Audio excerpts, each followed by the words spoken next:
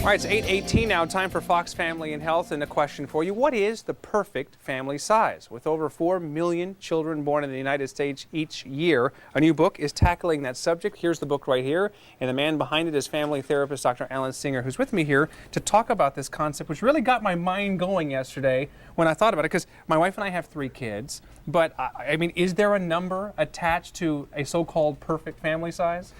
Well, the reason that I wrote the book is to help couples decide their own perfect family size. There's no perfect family size for Texas or for the United States. What I do in the book is I help couples to reach that conclusion, and I want them to do it slowly and give it a lot of thought, not do it haphazardly. Because it's so different for each couple. So how do you go about putting like a general overview for couples who go through complications or health problems, or maybe there's religious aspects? How do you do that? Well, the first thing is, before the couple gets married, they have to agree that they're going to have at least one child. I don't think it's helpful at all for couples to decide how many total children they want right when they're getting started, or what's the ideal number of children. I think the most important thing is to agree that you're going to have at least one child. And then when you have the one child, let's see how you like parenting, let's see how you feel, let's see how your marriage does. Because I refer to it as a parenting book about marriage that I wrote on behalf of children, which sounds funny, but what I mean is the most important relationship that I'm worried about in the family context is the parents. Is there time for the parents to maintain, to nurture their relationship? That's what's best for the children in the end, so that's why I said it's a parenting book about marriage I wrote for children. So in a relationship setting, I mean, as you're getting ready for marriage, if, for example, one person is totally in favor of having kids and the other is not, is the relationship doomed to fail, or?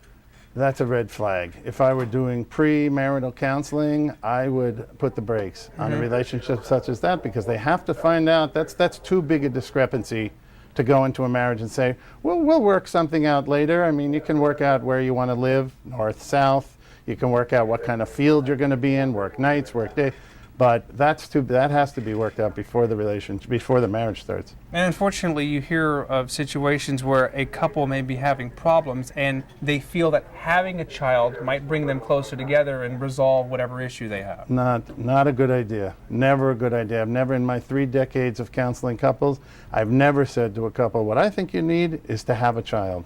Not a good way to bring the marriage closer together, especially when we have a 50% divorce rate in the United States. So what about for couples who are already married, they're in that commitment, and maybe they're not on the same page with having kids? How do they go about getting to a better place without ruining the marriage? Good segue. Besides reading the book. I have 92 self-test questions in the book.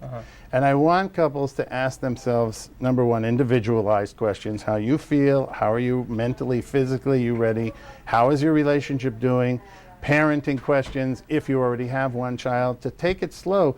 Because some people, for example, with one child feel like they must have a second child because only children are lonely children. That's not true.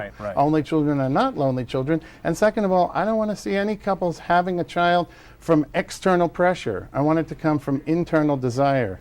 And people are having children later in life as well, whereas in the past it might have been in their 20s or 30s, might have been considered too old. But absolutely. Everything, delayed marriage, delayed childbearing leads to other consequences too. So many things to be learned and talked about in the book, Creating Your Perfect Family Size, and there's the book right there, Dr. Singer, and there it is on the screen as well.